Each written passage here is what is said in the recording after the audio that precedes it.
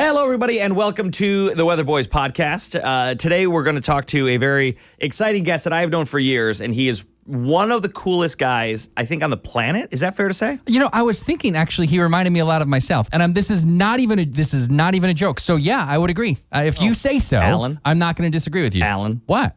I agree with you. Oh, what a guy. Look at that. I do believe he's a lot like you. I think we have similar, and DNA. I knew when I booked him as a guest that you would like him a lot. Yeah. I was super excited for you guys to meet.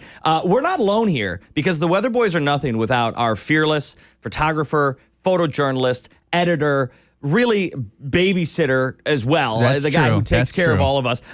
Ladies and gentlemen, welcome again to the podcast, Mr. Matt Phillips. Matthew Phillips. Now, what's your middle name? Chad Mannix. Oh, yeah, you're right. Yeah, Matt Chad Mannix Phillips. Yeah. It's not too much to say. Matt, you've been a photographer here at Fox 2 for how many years? 21 years. Dang. 21 years this fall.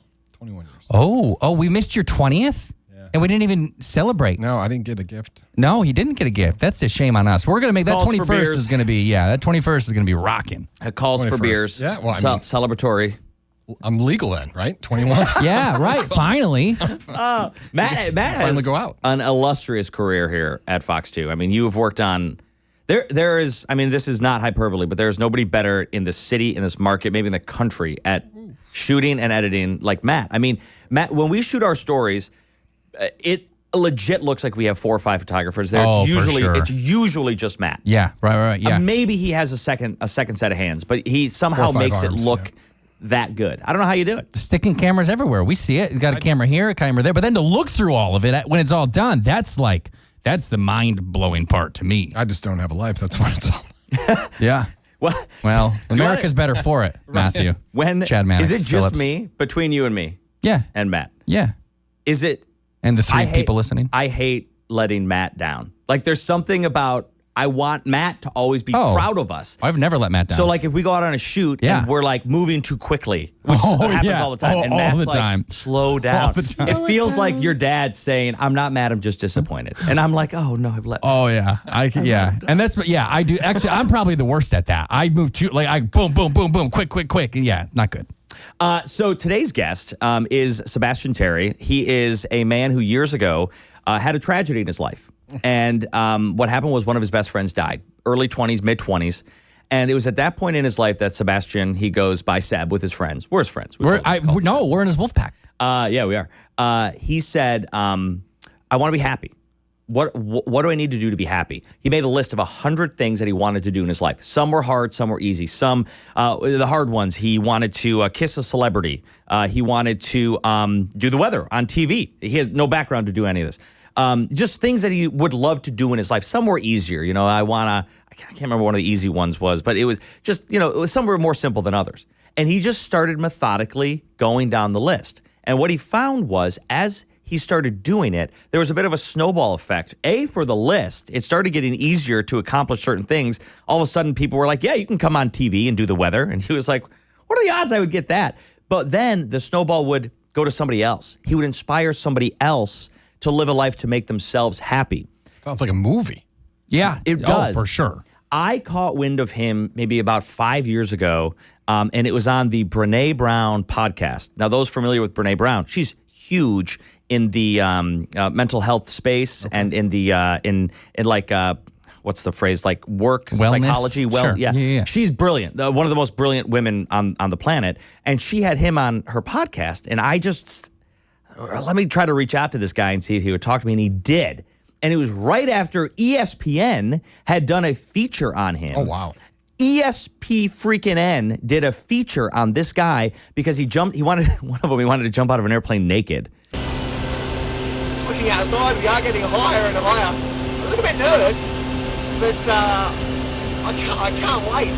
I'm so excited.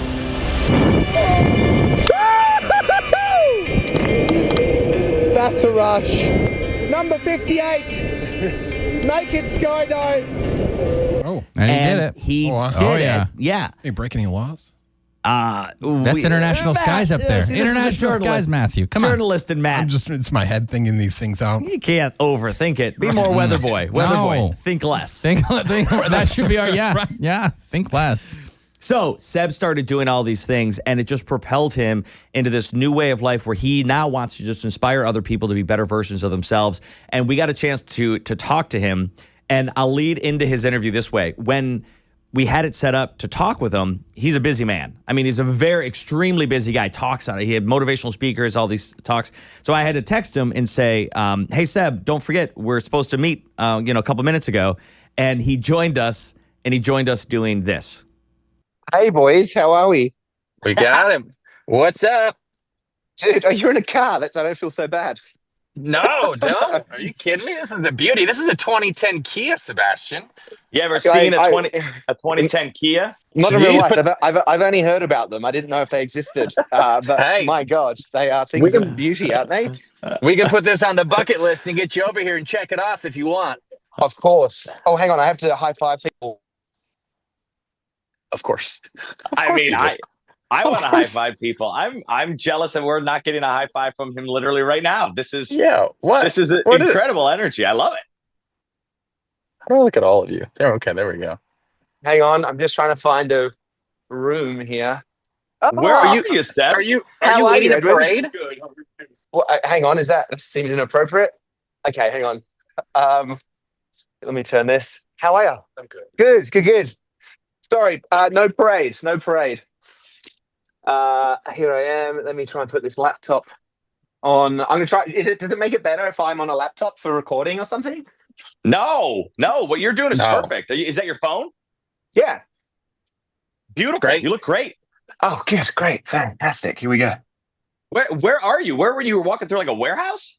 Well, I'm in this place in Venice called Lighthouse. It's a co-working space. It's phenomenal. It's for co-creators. It's for creators, and not that I identify like that, but it's just the people here are amazing. It's very inspiring. So it's got podcasting studios and all sorts of things that you get with the membership. It's sick.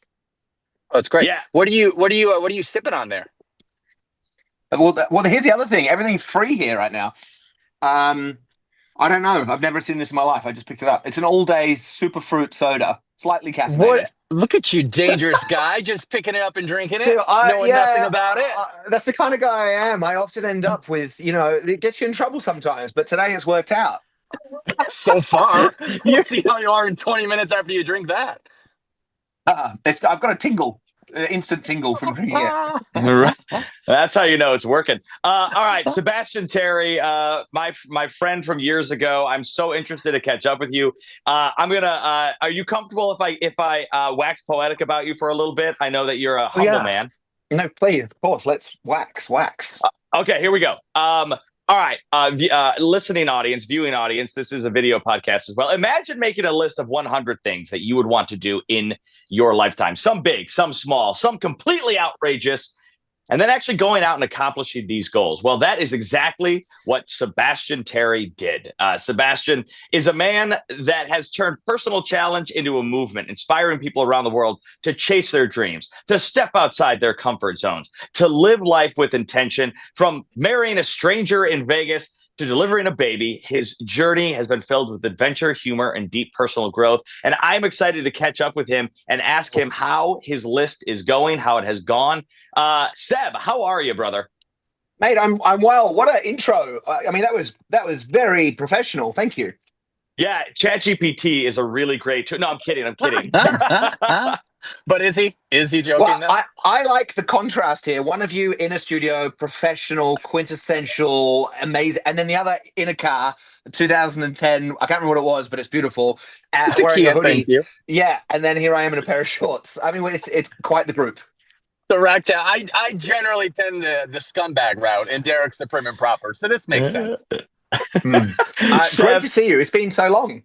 Yeah, it really has. I mean, so I caught wind of you after ESPN did a feature piece on you and what you were doing. And what you were doing is quite remarkable. It landed you in a lot of different spaces, and it propelled you really to the top of the motivational speaking world, but also just the inspirational world. Tell people what you started doing years ago.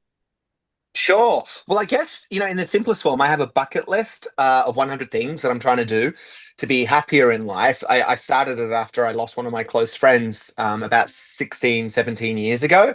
At the time, it was just a personal ambition, I suppose, to try and find meaning in life, because I felt very lost as a 25-year-old back then.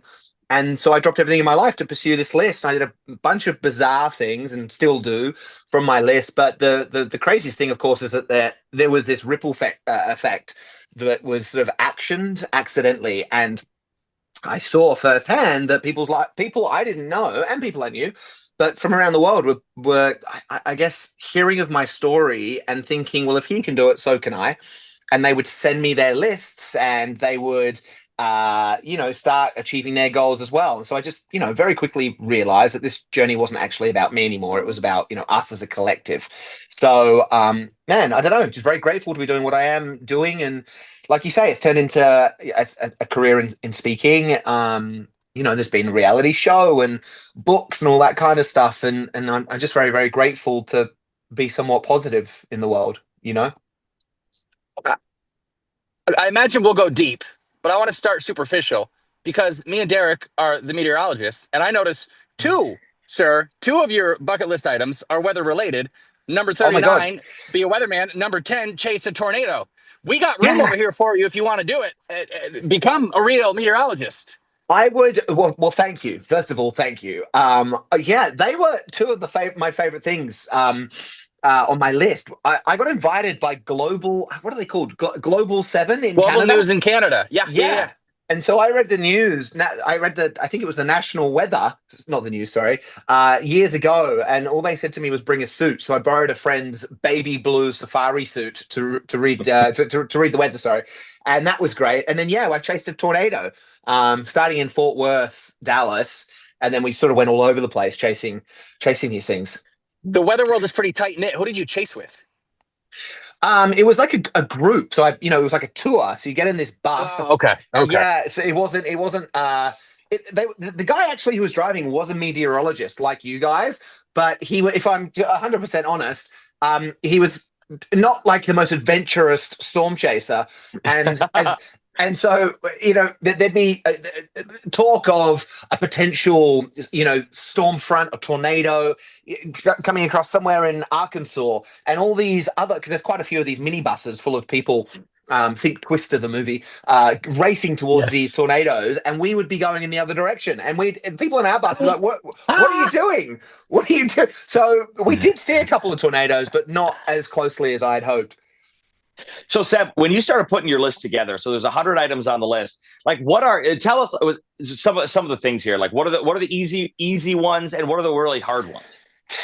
I think so it's a great question. I think generally speaking, the ones that are easier to, for all of us, the goals that are easier to achieve are the ones that we're 100% in control of, and having obviously done this work for a long time, goals like learning to meditate, getting healthy, getting fit somehow. Those things are easy. The goals where you have to rely on other people are the ones that, potentially are more tricky, because suddenly you have to wait on other people or make sure that you're aligned and all that sort of stuff. So, not to say that getting fit or healthy is easy, quote unquote. I mean, it takes time and effort, of course, but there's nothing stopping us in that sense. Yeah. So what are some of those though? For me? Yeah. Oh, well, I don't know. I did an Ironman once, like a long-term, like a long-form triathlon, and even though it's a pretty big undertaking, athletically, it was easy. I just to go and start running and swimming and riding a bike lots, and that it was simple in that sense. Another one that was I'm trying to think. I mean, I'm still trying to get a line in a Hollywood movie. That relies on other people, so it takes some time. I'm trying to get a hole in one. That's taken. I've been trying for 14 years. I've hit over 10,000 shots and I haven't got it. So that is tricky. That's going to be hard. I wanted to kiss a celebrity, and that, of course, involved someone else, so it takes a bit of time, but I actually did it. I was doing a talk in Sydney years ago, and the person speaking before me at this conference was Sharon Osbourne, Ozzy Osbourne's wife. Yeah. And so I was so nervous. I was in the crowd, and I was like, oh my God, she's a celebrity. That would do. So I put my hand up in her Q&A session, and I got handed the microphone, and I said, hey, Sharon, my name's Seb. I have a list of 100 things I'm trying to do to be happy in life, and I'd love to kiss a celebrity. It's number 37 on my list. And she said, get your ass on stage. So I walked down, in front of there's about 1,000 people there. Everyone's laughing. I had no idea what was going to happen, and I just thought I had this kind of out of body experience, and I thought, oh, okay, I'm so nervous. I just need to practically get my head near her head. So I sort of ducked over and walked awkwardly towards her. At which point she grabbed my face, pulled it into hers, stuck her tongue down my throat, and bit my lip. And it remains the best kiss I've ever had. That's a kiss. So this journey has been, I mean, you didn't know what she was going to say. No. That had to have been scary. I mean, surely some of these, have you failed at any of these? I have to imagine failure is a part of your quest.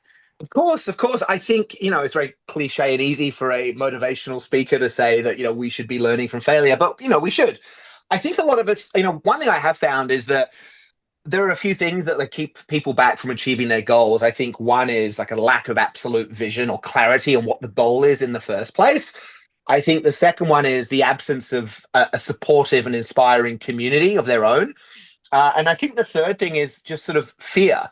I think fear, it makes its way into our lives in many different ways. And there is a fear of judgment and, fear of change, a fear of failure. And so I think I'm learning to work around that. I don't think that ever goes.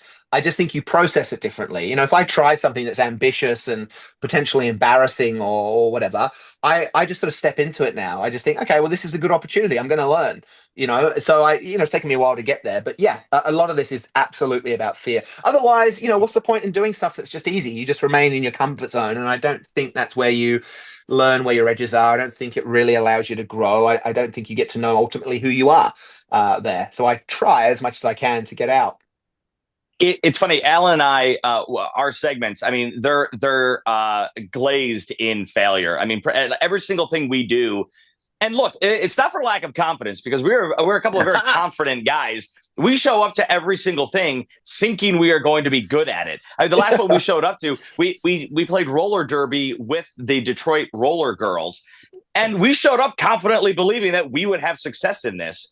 And then when you get there, you look around and you're like, oh shit, we're going to suck at this. And it's at that moment where and that happens in everybody's life, where it's at that moment where you decide, am I going to go through with it, or am I going to turn around and run away? And what I have found in our adventures is that even when you suck at it, and everybody knows you suck at it, and you want to feel that embarrassment, failure, what ends up happening is you find yourself surrounded by a community of people that are just happy that you're there, and they want to lift you up. Yeah. In your experience, have you found the same? I mean, when you go out to you try to run with the bulls, you ran with the bulls. Did you just find that you were supported? Yeah, I mean, one thing that, without a shadow of a doubt, is that we are strong as individuals, but we are far better together. And at the risk of turning this into a keynote, it's true. I mean, we are innately wired to help each other out. We have this ability and desire to connect with other people. We're social creatures, and so to think that this is a solo journey is not to live well. I mean, I'll actually give you an example. I just got back from Australia 3 days ago. I was doing a talk over there. And I guess this is just an example of the strength of people, and it's super inspiring and also sad. About 13 years ago, I gave a talk in Australia to a travel group, and one of the women in the audience, this girl, felt inspired to start her bucket list after my talk, which is great. It's kind of what I hope would happen. She had this list, and then sadly, just after, she got diagnosed with an aggressive bowel cancer, stage 4, but that didn't stop her, and she just continued to do her list. And over the years, and it's been about 12 or 13 years, we've helped her achieve many things on her list. I would share her story online, and strangers from around the world would say, oh, we want to help Chloe. Someone flew her and her mum to Disneyland out of their own pocket. I mean, this incredible stuff happened. Anyway, at the end of last year, her friends got in touch and told me that Chloe had lost her battle with cancer. But what they had vowed to do was honor her list by achieving her remaining items from Chloe's list. So when I went back to Australia the other day, I invited her best friends, her and Chloe's 2 parents, to my talk. And then after the talk, we went on a 2-hour drive, a half an hour hike to find a waterfall, which was on Chloe's list. She always wanted to stand under a waterfall, and we did it together, in honor of Chloe. So in a very loose way, I think it answers your question, which is like we're all here, we're all connected, we're all trying to be ambitious, we're all trying to feel good in our lives, and by taking on that pursuit, that challenge ourselves, I think we inspire other people and we give them an opportunity to do the same for themselves. So yeah, failure is great. Bring it on. I think any experience, this the reason this is a fun. I'm kind of fired up right now doing a podcast is because we've met before. You're two funny guys, and we're better together. So whether you're winning or losing, it's always nice to be doing it with others. What did you expect when you started this list? I think you said you were trying to find meaning or to be happier. Was it that simple? Yeah. It was, simpler. I just wanted to be happy. That was it. And so I just wrote, as I was writing my list, I just thought of things that would make me smile. I lost my friend. I reflected on his life, Chris, and I think he lived a life that brought a smile to his face. He was 24 when he died. I was 25. I was in Canada when I heard the news, and I realized, well, he was. I think he was happy, and then I realized I didn't even know who I was. I had no I didn't know what my values were. I didn't know what principles I wanted to stand by. I stood for nothing. I didn't have any important goals. I was just drifting. And I was unhappy, and I thought, I just want to be happy. So I just literally got a pen and paper and started jotting down things that I thought would make me smile, laugh, perhaps see the world in a new way, see myself in a new way, see others in different ways. And so it was very experiential for me. I wanted to just experience different things. And yeah, so, everyone's list is different. And I, by the way, I'm 16 years older now, or something like that, however old I am. And my list is different. It changes. All our goals evolve, and so they should, because our values as individuals change along the way. Seb, you've talked a lot about happiness and how doing your list has brought you happiness, and how along the way meeting other people, helping them has brought you happiness. But is there? And we've all have experiences now that we didn't have 15 years ago. When you're in your 20s and your early 30s, and now all of us are approaching 40. I mean, you understand the idea of happiness and depression and mental health a little bit different. With what you've gone through and with who you've met and what you've seen, just doing a thing when it comes to mental health, it's not always just doing it, right? Like there's more kind of to it that you need to dig through. Yeah. And Seb, you accidentally went mute for a second there, just so you know. There you go. I just dropped some absolute gems. That's a shame. We'll never know. No, I accidentally along the way. At the beginning, it was as simple as me trying to feel better, and that of course is very aligned with and very interwoven with this concept of mental health. And yeah, to your point, it's not action. By the way, is, I would say, one of the most influential things on feeling good. But it's been shown that even by identifying a goal, taking a moment to think about what's important to you, no matter what the goal is, as long as it's meaningful to you and it's relevant to you, writing it down it releases dopamine and serotonin into the body, and these are pleasure chemicals. Dopamine allows you. It's actually, dopamine is released in anticipation, just anticipation of something that's exciting to you. It allows you to feel motivated. It engages you. It allows you to feel present. Serotonin regulates anxiety, reduces depression directly. It has a capacity to build our confidence. It makes us feel good. So yeah, even the process of considering what we would like to do in our lives is something that makes us feel better on a chemical, physiological level.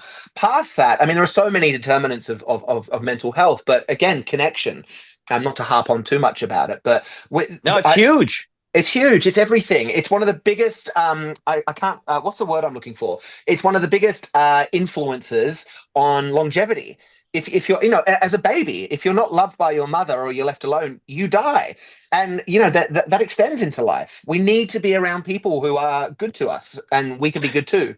And it's so, and Alan, I don't want to jump ahead of you, but it's so, and Alan and I, we deal with this a little bit, like with our segment, is we catch criticism is the wrong word, but just maybe judgment a little bit, because people aren't really used to male friendship. And I think that there's something society-wise that is a little bit disconnected when it comes to men having friends who are supportive, and men having friends that will say, like, hey, I know, yeah, you didn't do great, but I'm behind you. Like, I want to see you do well here. And that's kind of what we're doing, because when it comes to that connection and that, like, you do better together. I don't know. I'm rambling. Sorry. I love it. Two are great. I feel like I agree. So I live in Venice, LA, California, and I think I choose to live here, like many other expats, by the way, just because of the sort of collaborative nature of it all. I The have weather, the weather, is it the weather? No. Seth? Oh Come on. yeah. I mean, yeah, all that's great. You know, the weather. There's lots of nice things to see around here. There's waves. No, it's all that stuff. But yeah, I mean, I've developed some incredible male friendships, and you know, we have I would say I don't know what to call it other than a men's group. It's not meant to be a men's group, but me and a couple of Wolf pack. it's a Call wolf it wolf pack. pack. It's a Yep, wolf wolf pack. pack. And we get together, you know, once we were actually getting together this Friday night, and we have this. It's essentially it's not one of those things you sit down, you share your, you know, your biggest challenges or anything like that. Although I think that's important too. This is just about play, basically. We do poetry, we sing, we do improv. It's absolutely ridiculous, and it's just another form of connection. And so, to your point, I don't think that men open up enough. Certainly, I think it's the same could be said for Australia as well.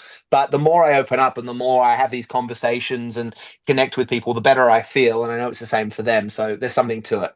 Well, I got a question. Would pre-bucket list Sebastian have done poetry with his wolf pack on a Friday night? No way, no way, absolutely not. No. I was back then. I was playing rugby. I was drinking tons. I was, you know, like I was.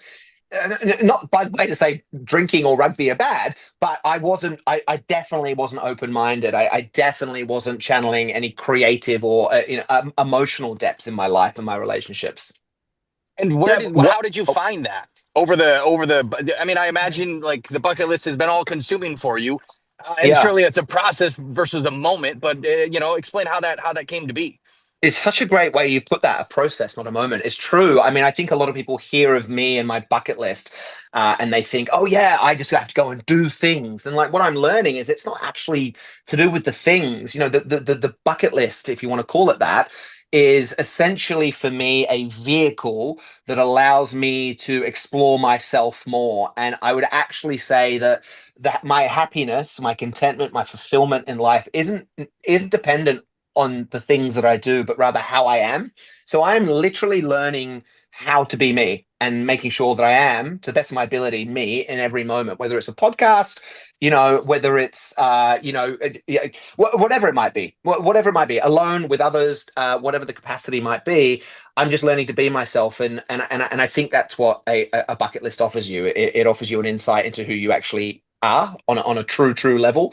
And that's just become, I don't know, I didn't think of that, as you say, when I started this list, but I think it's a journey of exploration. And I'm finding that, yes, it's great to do things. It's great to be ambitious. It's great to achieve goals. And that is in part an important piece of the pie, but it's the learning and the growth on a you know, intangible level, which I think is maybe the biggest thing that I've benefited from. Is that kind of why you don't like calling it a bucket list? Because the idea of a list is for things to be checked off. And then when the list is done, it's done. And you don't really want the list to ever be done. Yeah, kind of. I think the term bucket list, it's recognizable, which is why I do sometimes use it. But it's also the emphasis is on dying. And I don't think that should be the driver. You know, things to do before we die. It's true. But rather, I think this is just a list of things that allows me to work out who I am. You know, and so yeah, bucket lists. I'm fine with using it. I don't really, but Sure. that's what it is. It can come across when you hear it initially, it can come across as a little superficial. But then you hear you talk and you realize it is so much deeper than that. Like I was going to ask you, like you talk a lot about passion and like people finding passion and developing passion, and in a world that we live in today, that like it's incredible because we have access to literally anything. You know, we only have so much time in a day. So how do you choose where to either find or develop your passion? But your format is actually kind of genius, because like how will you know what you mesh with until you try it? 100%. And I think, you know, it's back to this point of us that we have a profound influence on the people around us, whether we know it or not. And so I think by not allowing ourselves to go on our journey of growth, we're denying others as well. So I would argue that, you know, if we're talking about some kind of process, I think the first thing is to concentrate on me, the individual. And I think you have to get clear on a goal, like set a goal. I think it's important to take that first bold step. whatever it is. And then I think it's important to try and develop community. And I think, a very simple first step there is to tell someone what you're doing. So I think if someone was to do those 3 things, that's just the first part to it. I I've been trying to avoid saying stuff that I would say on stage, but past that, I think once you've looked at yourself, it's then okay to look at the person across the room, the person next to you, whether that's a friend or a family member or a colleague, a podcast co-host, and ask them some questions. Be curious. You can ignite someone through very simple questions, such as, what's your dream? Or, what's important to you? Where are you struggling right now? Or how can I support you? And if you ask those 3 questions, you will not believe the amount of energy and depth of connection and empathy that is built in 60 seconds, let alone a day or a week or a month or a year. And then I think, not that you've asked me, but I'll carry on. I think that if you've looked after yourself and you've done your best to connect and ignite the best in someone else, I think, that's a very positive thing, by the way. But I think the biggest transformation is when you can turn, me and you into an us. And of course, I'll stop myself there before I go into a big rant about, how we do that as teams and organizations to best service our clients. But I do think there is something to be said for shared visions and giving everyone a place to be able to feel that they have agency and they're fully expressed, so that we can connect and perform in the best way. Where are you struggling now? In honesty, I don't come from a background of money. And so I didn't sort of have any, role models, I would say. And so what I've struggled with lately is trying to set up my future path. So I'm very proud to say that, I do a pretty good job speaking on stages, and it's it's a good business, and it's growing, and I absolutely love it. And we impact people every time I get on stage. I can't wait to talk in Houston in a few days' time to a group there. So that's all great. And so I have this, of course I get paid for doing it. And, but I have no idea what I want to do with it. And so I felt very limited and stupid, basically, until recently, where I had a chat with one of my friends from my quote unquote wolf pack. And he said, here, let me introduce you to Peter. He's a fantastic friend. He's a great financial advisor. I literally got on the phone with him 3 days ago, and yesterday just signed a contract with him to help me from a financial point of view. So suddenly although there is struggle there, I've got no doubt it's just about to be, appeased. That was the first thing that sprung to my mind. But yeah, that's what I was struggling with for a while. No, it's a great answer, and it goes exactly what we were talking about earlier. You show up to something, you realize you're not good at it, you feel dumb, and then you have the choice to make. Do I continue to go down, or do I turn around and run? You continued to go down, and you were better for it in the end. Yeah, I mean, even another example, by the way, this trip I just went to Australia with, I go for a talk, but of course I'm there to connect with my family. And yeah, I mean, like most families, I'm sure there's struggle. It's bittersweet. I go back, great to see everyone, including my new nephew, Theo. But I have some struggle with my dad. And I spoke to my therapist yesterday, and I've been struggling with it. I'm so glad the conversation with my therapist wasn't recorded. It was just a cascade of rude words. And then she helped me design a message to send to him, which I did last night. And we're having dialogue finally about something that we've needed to for a while. So again, that's where I've been struggling too. We all have struggle. Sure do. It's a fallacy to think that we don't, and the goal is to avoid fear, be courageous, always achieve, and just be, have a life of ease. That's not what it's about. It's just about having the tools and the community to help you navigate things, whether it's emotional or bucket list orientated. It doesn't matter. All right, Seb, we got to let you go. You're a busy man. I do want to share one story. I had a similar experience when I kissed Sharon Osbourne. It was a lot of tongue as well.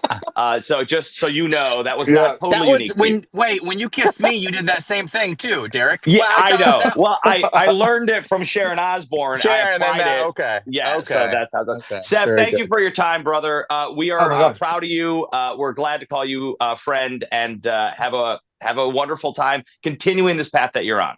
We need to be selfish. No, when you're in Detroit, let's get something off your bucket list. I know we don't want to call it that, but we'll call it that. Great. I love it. Thank you, fellas. Thanks for making me smile. It's been so fun. I love what you guys are doing too, by the way. Such good energy. Thank you. Thank you. Appreciate that. Good to meet you. Seb. See you, brother. See you, boys. Has he ever backed down? No, that's a guy who's never backed down. He's never backed down. I would love to meet him before. I would like to meet pre-bucket list Seb. Yeah. And compare him to, post bucket list Seb. And I know we don't like that term bucket list. Is it a bucket list though? It is. Yeah, Well, he said, I mean, if he was explaining it as a little, not really. it's deeper than that. Like bucket list seems shallow, but it's it's a term people get, so it makes sense. But it's more than that. It's more than that, Matthew. Yeah. But how do you like the fact that he said the list will never really end? Because I haven't talked to him since pre-COVID. I mean, that was the first time I had chatted. And I was kind of thinking by now maybe he would cross off all 100 things. But he said the point is not really getting the list complete. You don't want to complete the list. You always want it evolving and changing and adding to it and subtracting things to it. Because life shouldn't be a series of checklists, but you should use that as a motivational tool. How awesome. Yeah, it's great. Fantastic. What a guy. He's part of the wolf pack. We should figure out a way, because I like to bring everything back to us, to get him into one of our stories. I don't know, doing what? Bucket list something or other. I don't know. I don't know yet. If he's in town, we can look at his list and we can just circle that thing. And That sounds very inappropriate. But yeah, if that's what you want to do, then sure. We should really ask the bosses if we can just fly and go meet him over there. Out to LA. Anywhere. Where is he? Hey, call him up and say, where are you? I'll bet he surfs. We've been trying to do a surfing story forever. He's totally a surfer. He's from Australia. Of course he does. What if we met him there? That's it. We got it. We tell him we can't meet this guy anywhere else. He's only in Australia. Only yeah. And then we call him and we're like, can you go to Australia? Yeah. We'll meet. Yeah. All right. Well, this was good. And he was a great guy to talk to. So, Seb, thanks for making the time for us. Keep doing what you're doing, man. You're really helping people. You're inspiring people. And in a small way, we kind of hope that between the three of us, we're doing something similar to that. Yeah. Yeah, kind of, sort of. Okay. All right. Yep. Next week, brand new guest, brand new episode. The Weatherboys podcast continues. You can watch all of them, including the older seasons, on YouTube, on Spotify, on fox2detroit.com, as well as Fox Local. Hold on a second. Have you been looking at the comments? How many people are like, why are you guys wearing suits? Take those suits off. You guys don't have to wear those suits. This guy reads the comments. I also noticed that if you post it on Fox 2 site, the comments become meaner. Really? A little meaner. No, that's not possible. A little bit. People on the internet mean? I don't think that's true. On your Facebook page, people are nice. Totally nice. It's very nice. For sure. Very nice. There are a lot of nice people. Love that feedback. Yeah. Love the good feedback. Oh, yeah. Very Keep negative. that feedback coming. Yep. Yeah, We like to live in a bubble. I was not impressed by some of the comments coming from the Fox 2 site. I don't know why. I have no idea why. Well, we'll dig into that. We'll find out. Investigate the story with Rob Wolchek. Oh, coming up yeah. later this year. Oh, we're going to shame All right, everybody. some people. Thanks for listening. We'll see you next week. Bye.